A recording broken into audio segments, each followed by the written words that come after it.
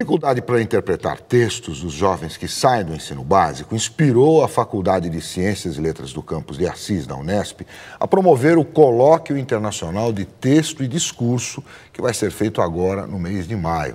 Nós vamos conversar sobre esse congresso, sobre esse colóquio, sobre a dificuldade de interpretação de textos dos jovens brasileiros, com a professora Eunice Lopes de Souza Toledo, que é do Departamento de Linguística da Unesp de Assis. Tudo bem, professora? Tudo bem. Então, conta pra gente como é que foi aí a inspiração para sugerir esse colóquio.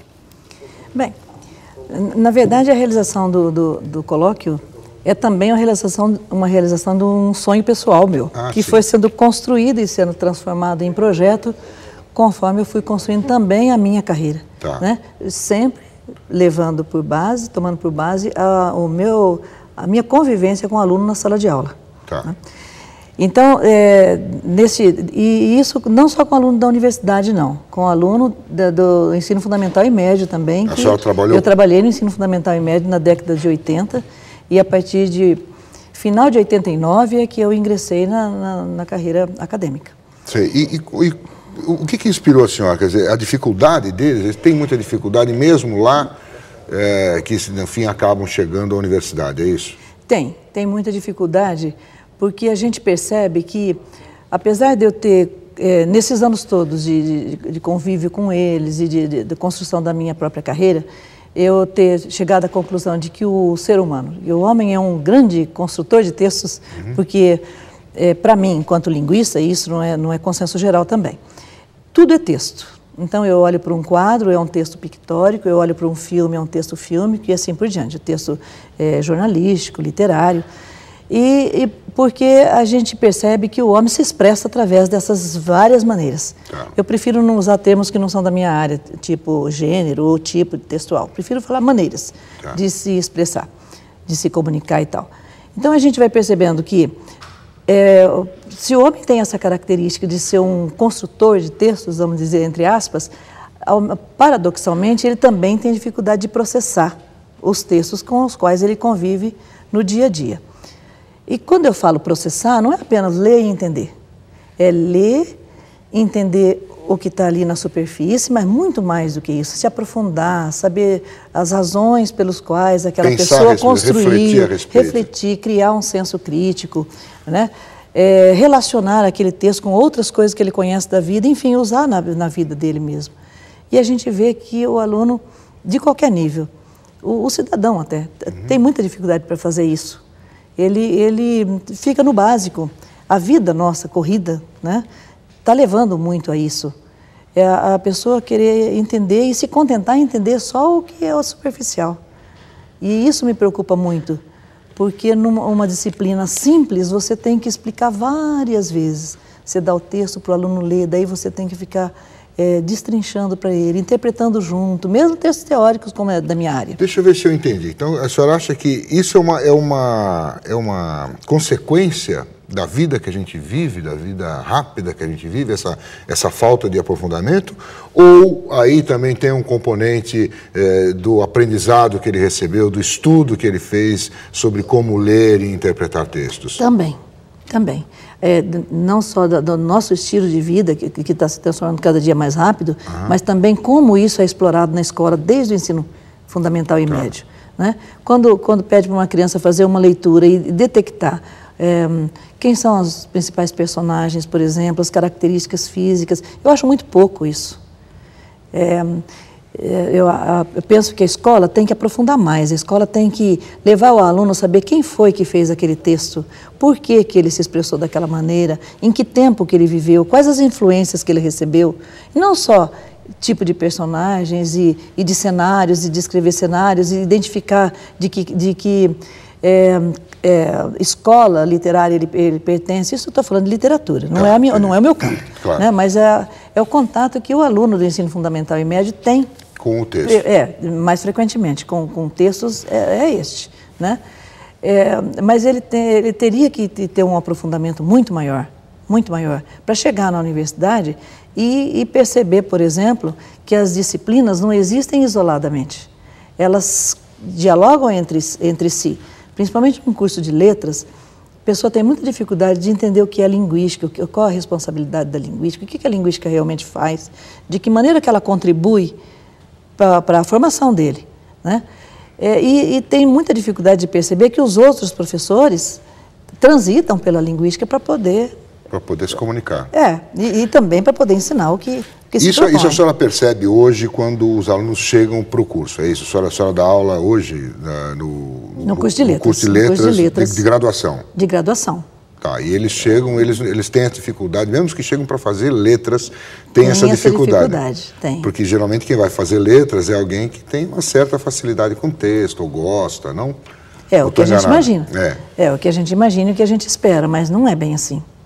Não é bem assim, mas você tem que explicar muitas vezes um texto muito simples. E onde que está o erro? Você acha que é a forma como o professor ensina no ensino básico? É a falta de preparo do professor? Onde é que está o erro? Ou é o nosso currículo que está enganado, está equivocado?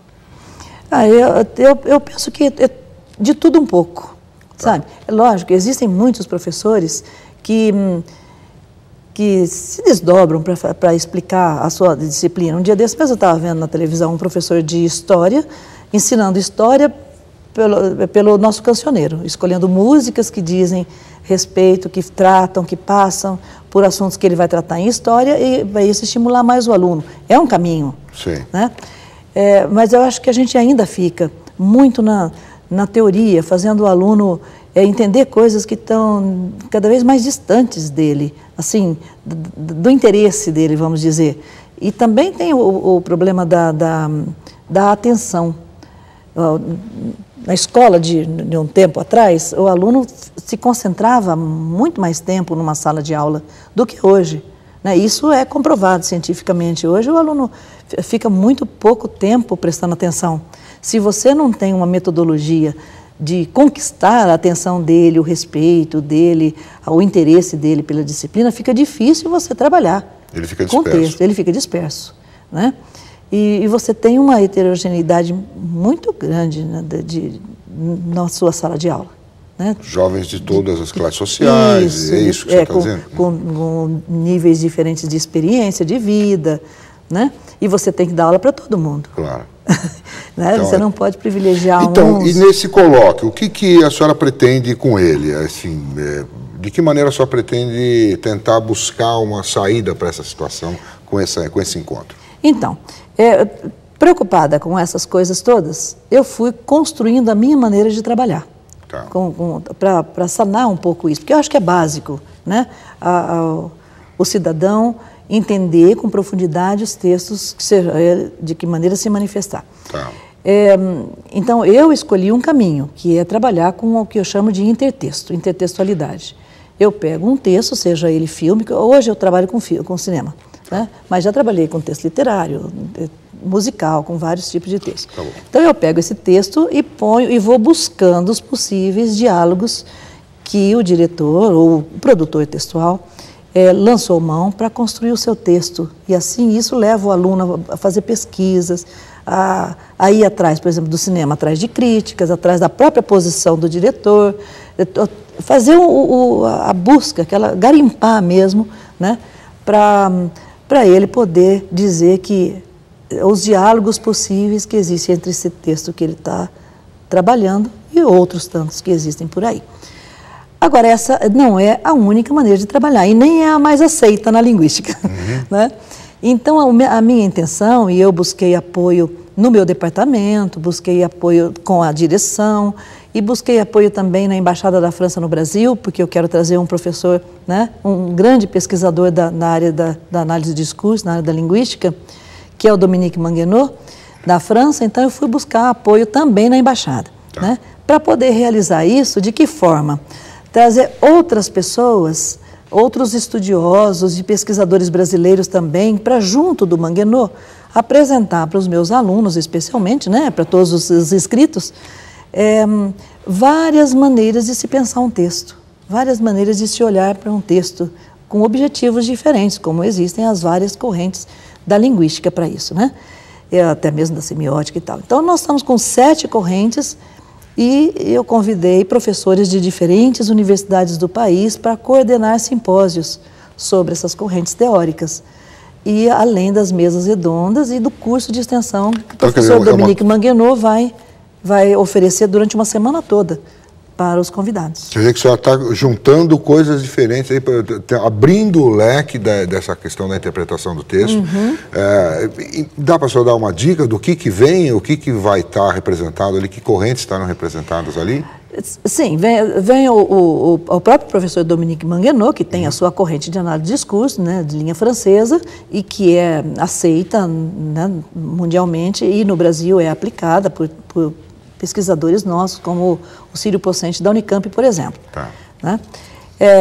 Eu vou levar, por exemplo, a professora Beth Bright, a Helena Nagamini Brandão, a Diana, o professor Manuel da USP, a Diana Luz, né, que trabalham de maneiras diferenciadas, também com texto, análise do discurso, por exemplo, em consonância com a semiótica greimasiana, maneiras diferentes de se olhar para um texto. Sim. E, paralelamente a essas mesas redondas, esses 6 convidados de mesa redonda, incluindo o Manguenot, nós estabelecemos 7 correntes para simpósios, né, que refletem um pouco também a fala das mesas redondas. Então, tem, por exemplo, a linguística textual. Eu, por exemplo, me encaixo, digo, né, que eu me encaixo da linguística textual, perfeito, mas eu trabalho com um elemento de coerência da linguística textual, da coerência textual, que é a intertextualidade. Então, vai ter seminários, vai ter simpósios sobre a linguística textual, a análise de discurso pela ótica do Foucault, a análise de discurso pela ótica do Péchet, a análise de discurso com aplicação de conceitos do Bakhtin, teorias da enunciação, que sim, podem ser várias, né? A semiótica greimasiana propriamente dita, e eu acho que eu pulei uma. Não tem problema. Não, a análise crítica do discurso, que é da linha americana. Tá certo. Tá? E o público para isso? Já tem muita gente inscrita? Estão abertas as inscrições? Vão até quando? Não, as inscrições já se encerraram dia 31 de março. Nós dos abrimos, trabalhos, né? Ou de tudo? Para tudo. Para tudo. Tá. Porque nós tínhamos que colocar um limite, porque Assis é uma cidade pequena, que não comporta, não tem muitos hotéis para comportar muitas inscrições. Nós abrimos em outubro do ano passado e elas se encerraram para qualquer tipo de participação dia 31 de março. Tá. E nós temos mais de 500 inscritos. Mais de 500 inscritos. Mais de 500 inscritos. Então não tem nem como assistir mais. Se alguém quiser assistir, tem... Não tem como mais fazer inscrição. Sei, entendi. Né? Por exemplo, nem como ouvinte, mas nada impede porque nós vamos transmitir para diferentes ambientes. Ah, entendi. Os trabalhos. Da universidade. Dentro do próprio campus. Tá certo. É 16 a 20 de maio, é isso? 16 a 20 de maio. Lá no campus de Assis, da Faculdade de Ciências e Letras, Colóquio Internacional de Texto e Discurso. Ok, professor, então eu posso desejar boa sorte, né, nessa empreitada, porque é uma empreitada difícil, né, de você tentar ampliar esse conhecimento sobre o discurso, né, e métodos de se ensinar.